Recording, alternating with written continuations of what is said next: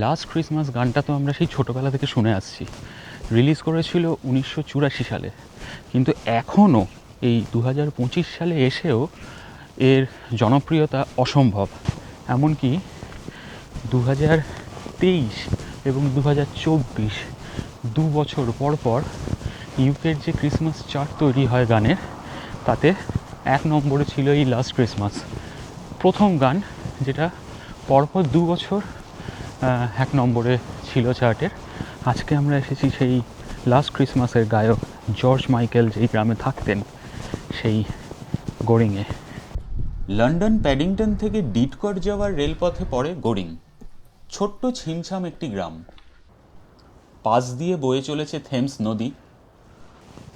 3 Men in a Boat উপন্যাসেও উল্লেখ ছিল এই গোরিংয়ের।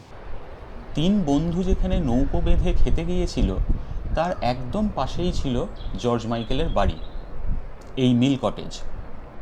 2016 সালের 25শে ডিসেম্বর এই বাড়িতেই ভোরবেলা ঘুমের মধ্যেই মারা যান জর্জ মাইকেল।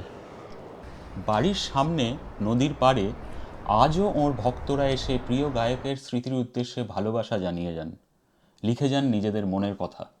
জর্জের বাড়ি ওর মারা যাওয়ার পরে বিক্রি করে দেওয়া হয়। এই হলো সেই মিল কটেজের সদর দরজা।